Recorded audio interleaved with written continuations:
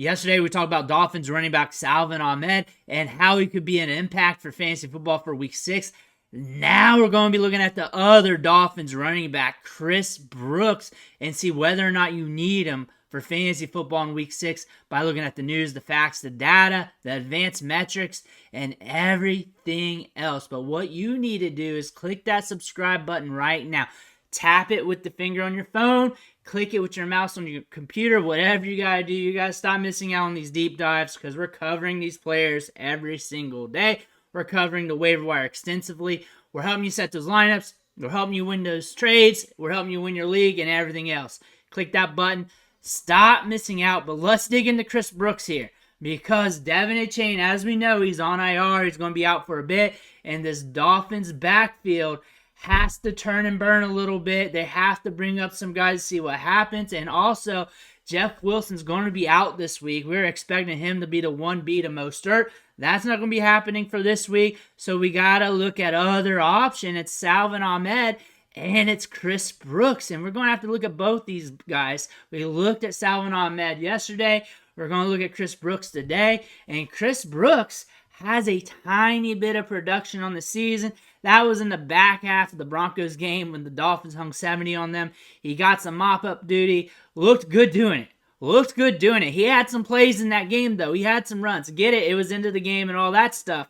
But really, when you look at the mechanics of the plays, when you look at the situations there, he did some good things. He showed good movement. He showed good power. He showed good vision. He broke off a long run there. He did some good things on the field in that game that you need to go back and look at. Chris Brooks also has size, 6'1", 223 pounds.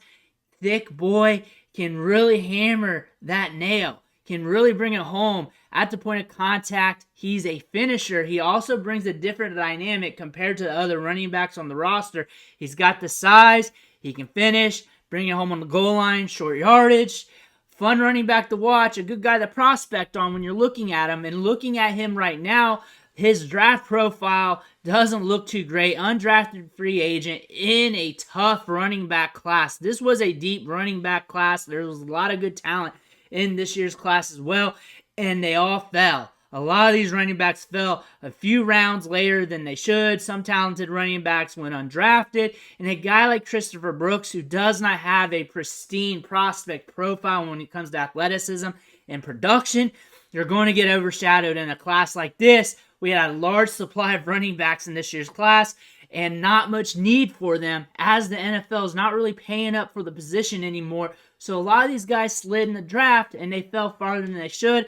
A guy like Christopher Brooks kind of went unnoticed, kind of got swept under the rug here, but looking at the athletic metrics, you can kind of see why. But look at that burst score, and now go back here, look at the size, 235 pounds, 231 pounds. No matter where you look at the listing, looking thick, burst score 78th percentile. That is something you want. That's a little intrinsic value in his athletic metrics that we can hang our hat on.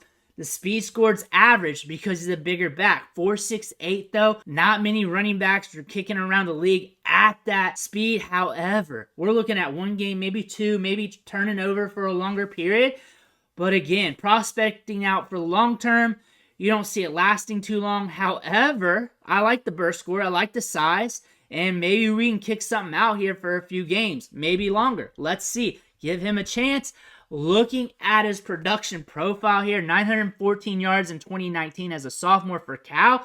And then his last season with BYU, 817 yards, 6.3 yards per carry, 6 touchdowns.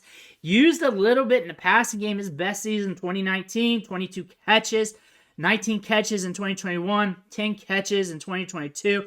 So we're used a little bit in the passing game. For a 230-plus pound back, that's pretty solid. That's okay. Yards after contact, we're looking good. We have multiple years above 3 yards after contact per attempt.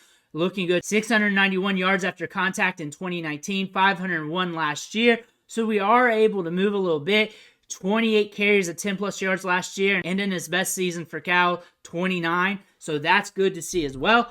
Looking at the opportunity in this depth chart throughout the season, Raheem Mostert, Devin Achane, they were the dudes. We all know that. But after that, it was Salvon Ahmed, Chris Brooks, Salvon Ahmed, recent healthy scratch, so that's one thing to think of, but he's going to be up in this week. He's going to be there. He's a veteran. He's an incumbent. He's got a little bit more snaps than Chris Brooks. Chris Brooks is a young guy they like, though. They liked him in preseason. They liked him in camp. And one thing we stressed out about these UDFA guys is that if they can suck onto the 53-man roster, get some opportunities here and there, that's a big win for them. He's already winning. He is already ahead of schedule. Anything after that is gravy.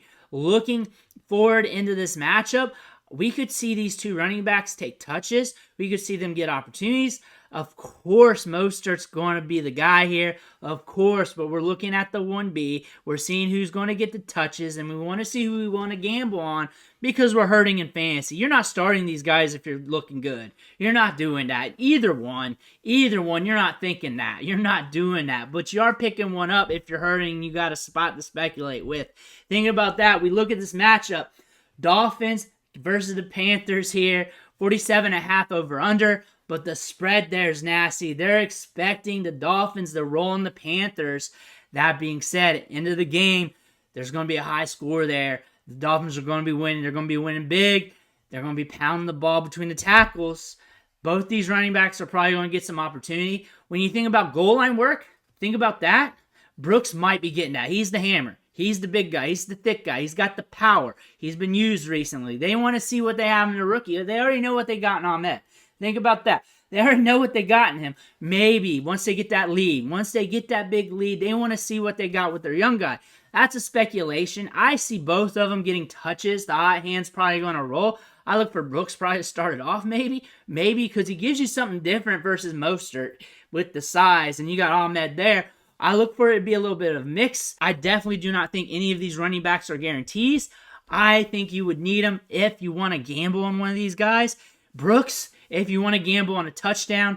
Ahmed, if you want to gamble on an incumbent veteran running back who is going to see some touches. He's going to see some opportunities. Probably going to be a committee between the two. Who's going to win out? We're just speculating here. Give me your guess in the comments below. But you also don't want to gamble on this because you're good. You got enough players on your team for the long term. You've been stashing running backs. You're stashing wide receivers. You got more upside at running back anyways. And you don't want to look at Chris Brooks. Chris Brooks, though, once we're done with some of these older running backs on the roster, and if he churns out a couple good games or has a good performance here, maybe earns a bigger role, and maybe he can be a cheap add in Dynasty for the long term. You might want to look at that if you're playing in Dynasty leagues as a cheap stash just in case. You can even throw him on the taxi squad, bring up one of your rookies, throw him on your taxi if you need that. But the thing about this, you're gambling between these two running backs. You're going to see who's going to get the most touches. Who am I thinking between the two? I'm thinking Brooks because I'm hoping for that goal line touchdown. I'm hoping for those red zone looks. I'm hoping they use his size on short yardage. I'm hoping they use him as a hammer when they're up 3 touchdowns or more. I'm hoping he gets some opportunity later in this game when it's blown out. I'm hoping for that. I recognize both of these running backs are going to get touches. They're going to get opportunities. I think Brooks is going to get better chance at getting money touches here. But I'm not sleeping on Ahmed either. But I'm rolling Brooks. Let me know who you're rolling with in the comments below. I want to hear about it. Make sure you hit that subscribe button on the way out. And I'll catch you on the next video.